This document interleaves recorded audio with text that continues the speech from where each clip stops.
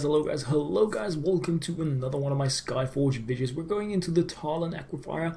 It is a dungeon, it is an instance in Skyforge. It is not my favorite, and it is often a pretty long instance. I've been having runs in here like an hour.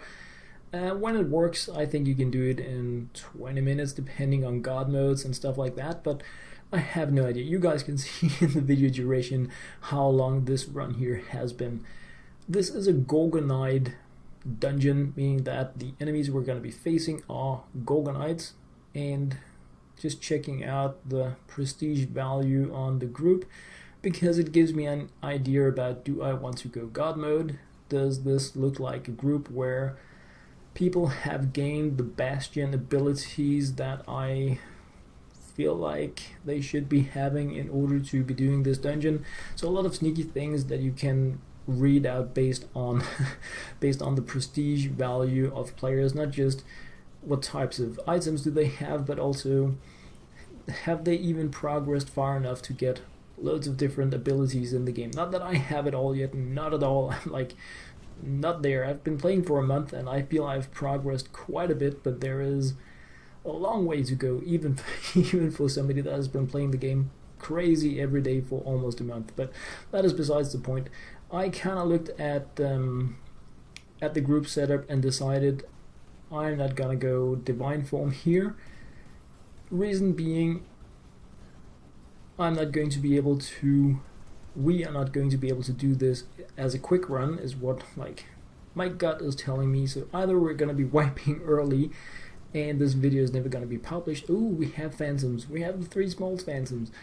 It could also be a really cool run where things are going really amazing, but just like based on what I saw in terms of prestige, I was like, nah, I'm not going to go divine mode here. Of course, if I see 2 others do it, I may decide to, but right now I'm thinking no, because we won't really push far enough with it anyway.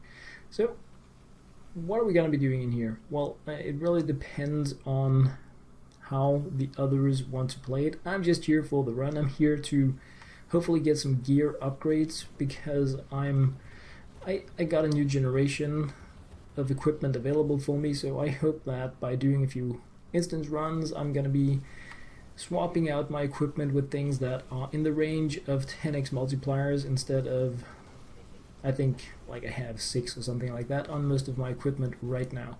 So it's there are some pretty tricky battles in this dungeon, especially if you're playing it the first time.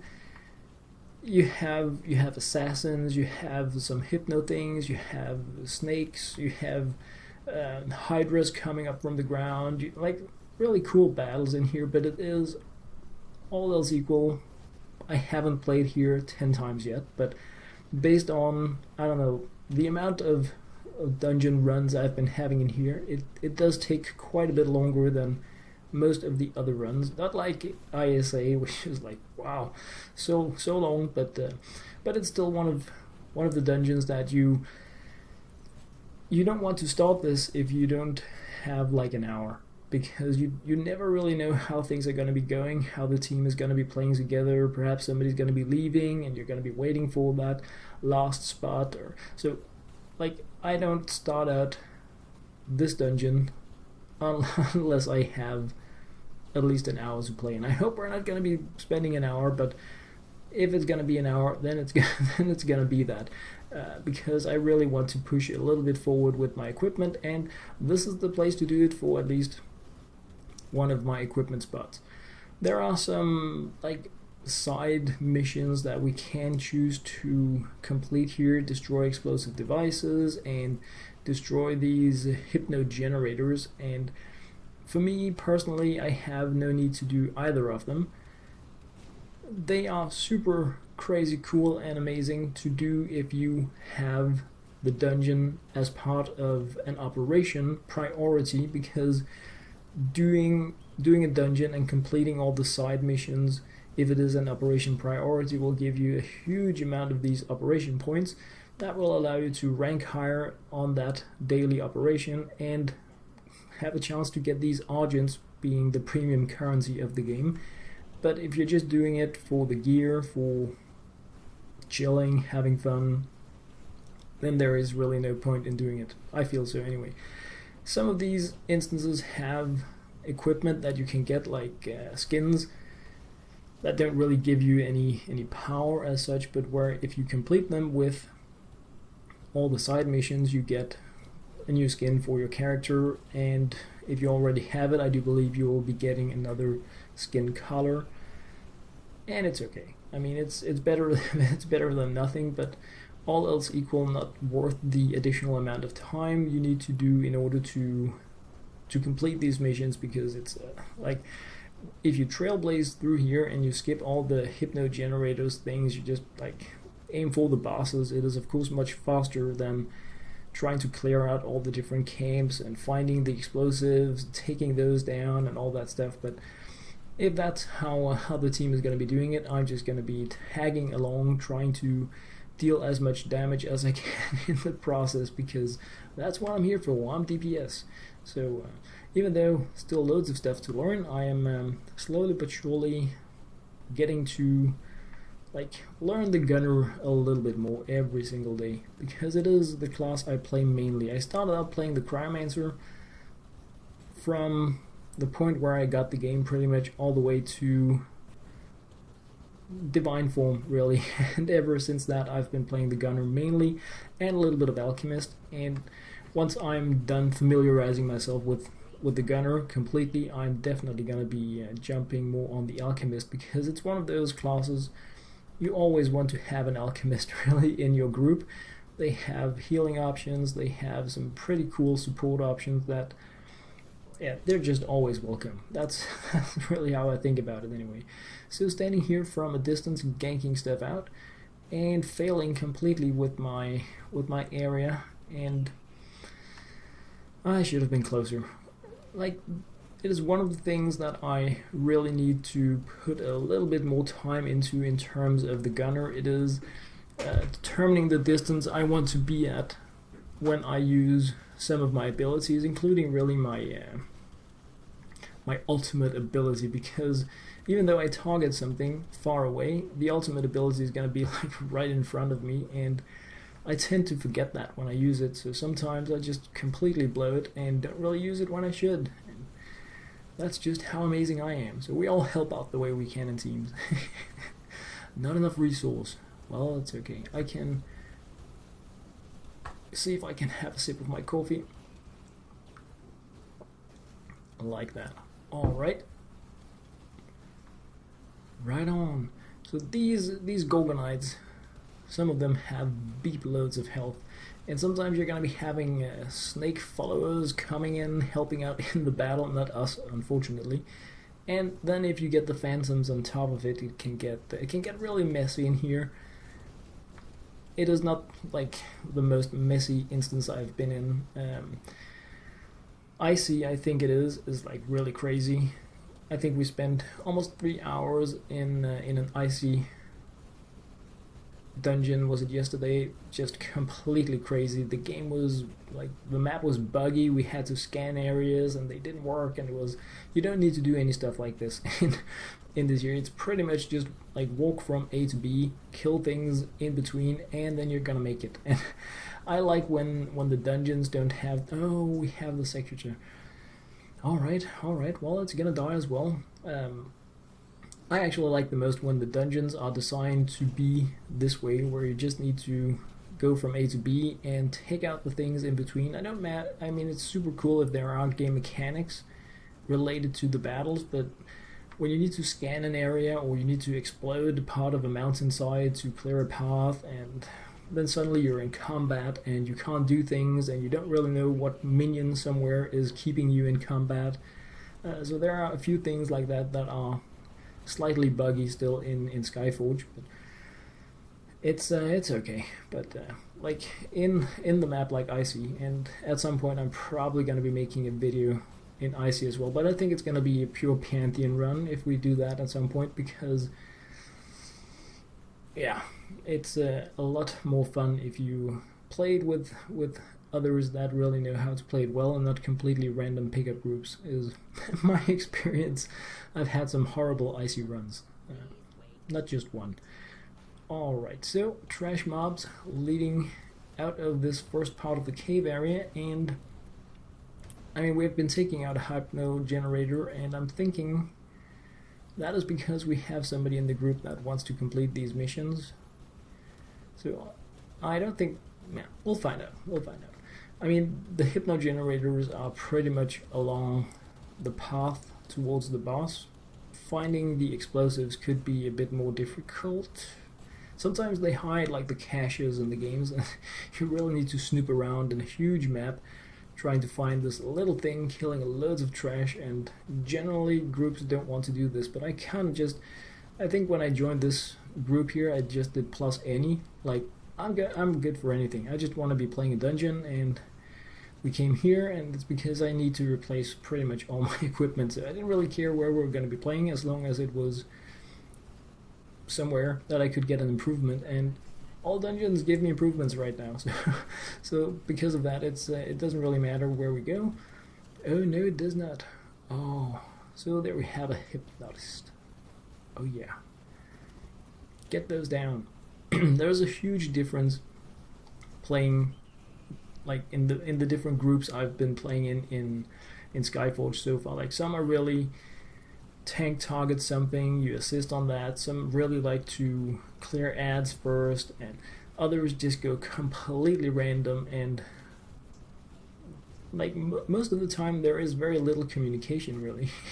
So people just kind of wing it, and it almost always works out. So I think that really says something cool about the game, that you can just wing it all the time. I mean, there are some top end things that I am yet to try out, where it is probably not going to be as casual as something such as this here, but we'll see. It's probably going to be guild runs or pantheon runs. I want to call it guilds, but they are pantheons. Oh yes, they are. So, wow, I feel like I'm doing way too little damage. And the cool thing is, really, when you're playing these dungeons, you're pretty much capped at what you are. I mean, and so when I check out the amount of prestige players have, it doesn't really change like the general amount of health they have or the amount of damage they deal, because you're pretty much leveled in terms of what you need to be in here. If you're too weak, you're going to be made stronger. If you're too strong, you're going to be made weaker. But you do keep your bastion abilities. And what does that really mean, that you keep your bastion abilities? Well, one thing that it can mean is, for instance, if you have invested a lot of resources, quests, points in the healing orb bastion, for instance, it can mean that when you pick up a healing orb, we actually have shared healing orbs, unless you have another bastion where you can actually get your own private healing orbs. But if you just have the default healing orbs and you have those really highly upgraded, it means that when you pick up a healing orb, you're also going to be healing your teammates. So something like that is like of huge importance in tricky situations, because sometimes you have players just hoarding the healing orbs for themselves, not really caring about, oh, our main tank is like super damaged, he kind of needs to get the healing, or the DPS is about to die. No, they just like pick them up all the time. But if everybody is at a level where when they pick up the healing orbs, they also heal others, it's super cool. So that is like just one example of how these bastion options can make a huge difference. Even though they don't give you more health, they don't allow you to do more damage in the dungeon, they're gonna have a huge impact on how the entire dungeon run is played. And like, that is just a small thing in terms of healing orbs. All the damaging abilities, like personal shields that make you immune, triggered abilities, companion abilities, there are many things that you can choose to specialize in, or will need to specialize in as you progress in the game. So those are all tiny bits of importance, I feel, anyway. But perhaps I'm just too new and too geeky about all this stuff here, and perhaps it doesn't really matter in the long run. But based on like the amount of gaming I have had so far, I feel it's important. And I can't really go with anything else on that. But if you guys are out there and you know stuff, put it down there, help me learn more. And yeah, it's okay if you tell me that I'm completely wrong. because there is only one way to find out. That is by learning more. So you are welcome to put down info if you think that I'm completely mistaken. So that was a bit of a detour, but yeah, we are apparently doing the hypno generators. It's okay. It's okay. Yeah. Normally we just go for the sprinklers, but we're going hypno generators now. I can see it. So yeah, it's okay. Now we're here. I just feel like it's a bit of a shame going for the hypno generators if we're not going for the explosive devices as well. It's like doing it, like, why only do one of them? And nobody's writing anything about it. But yeah, I mean, I don't mind. I just feel like if we're gonna be doing the extra missions, we should do it all, because it's a bit of a waste just doing one of them. But nobody's talking, and I'm not gonna ask because I'm not the one that needs it. So it's not to be rude, but another thing I found out is that I mean, I'm playing on a European server, and a lot of people only speak French or German or even Spanish. So it's not always you can't always communicate in English, even though for the most time you can, but it's not always a thing. And that is another reason why I really like that. Most of this year you can like see how people are playing, and then you can just like follow somebody's lead. Like if somebody mounts up, other people are gonna be mounting up. If somebody goes for the hypno generators, then others are gonna be following in that direction. Now we need to move around so we're not gonna get eaten by that thing. If you're standing still, then there is a high chance that this boss here is going to be coming up from below you and is going to be eating you, and you can, I mean, it deals some amount of damage. It's not that bad, but there is no reason if you can escape it anyway. I'm not sure that moving is a complete guarantee for not being caught, but I do think that if you are standing still, you're going to be very likely to be eaten. And then you're going to be trapped, and it's going to say press space to escape, and while you don't do it, you're taking damage. So and obviously you cannot assist in taking down the boss, and everybody wants to do that. Oh yes, they do. I do anyway. I do not want to be eaten by a Hydra. No. A unique Hydra ambush. Let's go in there. Let's go to the unique Hydra ambush, shall we? Oh yes, we shall. This is going pretty well. It is actually going much better than I expected for the map. When I started out and I just did the ninja look, I was like, we're probably gonna wipe on this one. But we're doing pretty well. It's really, really cool players. They know their thing. They have probably all been here more than I have. Oh yeah. So that's cool. Oh yes, it is. It also means that we're actually very likely to complete this in like much faster than I expected. I was thinking 45 minutes, because I was thinking we're gonna wipe a few times, but nope. I think if we can keep this up, even though like going for the hypno generators, we're probably gonna be making it in half an hour. We can probably do this in 30 minutes, which is cool. Oh yes, it is. So come on, time to die, a unique Hydra ambush. There we have it. Alright, so let's pick it up. Green. Oh, that's okay. That's okay. We tried. Next. Move to the next one. I actually don't know if everybody gets the same tier of equipment. Like if I get a green, everybody else gets a green. If I get an epic, everybody gets an epic, or if it's an individual reward. I do know that everybody gets a reward based on their prestige or might level, meaning that I'm going to be getting like Gen 4-5 stuff, and the player that had less than 100,000 prestige is probably going to be getting Gen 1 stuff, which is really cool. We're leveled out power-wise so that we are equally strong in terms of health, and I think it has a damage cap, but everybody gets an item they can use. That's really cool. Well, they get an item of the generation that matches with them. Doesn't guarantee it to be an upgrade. Alright, let's go area. I need to look more into into the outlaw as well. A lot of players are pulling the outlaw. Sometimes I play with like 3 outlaws, so it absolutely has to be able to do something really, really cool. I have it, obviously. I have all the classes because I completed the entire campaign, but the reason why I actually have the outlaw is because I'm playing on Steam, and if you play Skyforge on Steam, there is a free DLC pack that gives you the outlaw class and 3 days of premium. So yay that. And then I have actually gotten 13 additional days of premium from playing the game and taking part in events and clearing out areas. So I think I have... Do I have about a week left of premium? I think I do. But actually, premium, not really sure why I would ever like need it. Sounds rude, but what do you get for premium in Skyforge? You get free teleports in open world maps, which is nice the first time you're playing the campaign, and before you have a mount. Then you get double up on this stuff here, knowledge of the enemies, and double up on credits that you get for completing missions and stuff like that.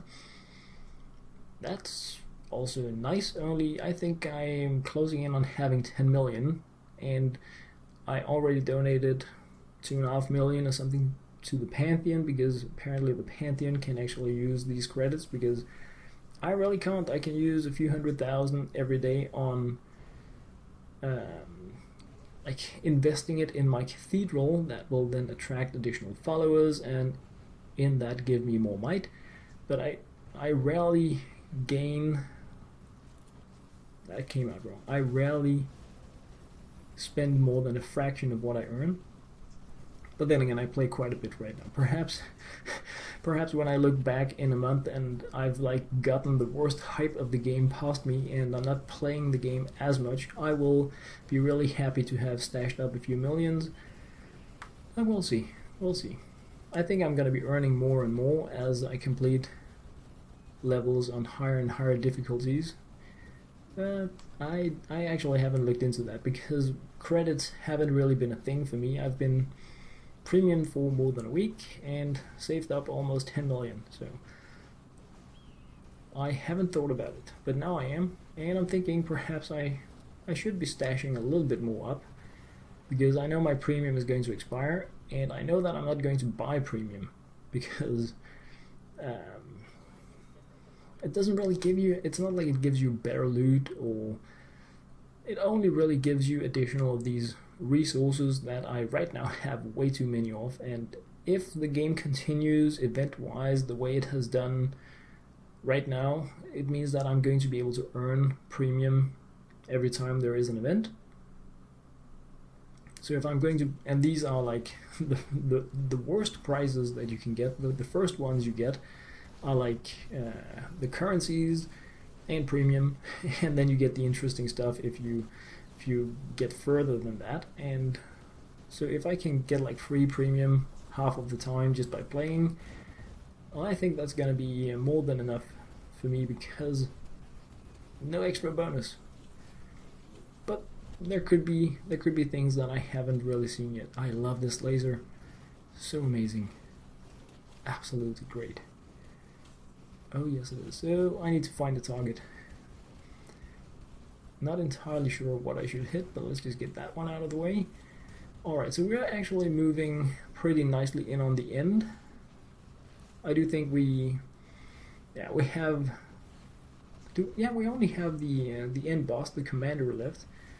Well, it's a double, but that's a pretty nasty fight. It can get really crazy with loads of these mechanical vipers all over the place. Really, having a tank, a main tank that manages aggro there is absolutely key. And so far, I have to say I'm pretty amazed by how this group has been playing. I had very, very low hopes, and they have just been doing amazing. And I've been playing really bad, focusing mostly on talking and just trying to keep up while I'm talking. But yeah, at some point I'm going to be checking out if things are even working out for me recording wise, and I may not even have enabled the cam, I do not know. But yeah, we'll find out. One thing that I'm looking a little into now in terms of my gunner is using my flamethrower, because I have been getting like really used to swapping to my laser gun, using my area, firing in a plasma shot, heating it up, but I actually haven't been using my flamethrower that much, so I'm trying to put that into my gaming routine as well. So there we have it, the end boss, the Gorgonide commander. And I mean, this starts out by, you think you're just going to be doing tank and spank? No. No. We're going to be having snakes everywhere right around the corner. At least that is how I remember the battle. It has been a few days since I was in here the last time. And you feel like, wow, things are going really great. We're spanking him down and no problem. And then he's going to be flying up in the air. He's going to be disappearing, and it's a really, really cool battle. I absolutely love this part of the map, to be honest. So let's see.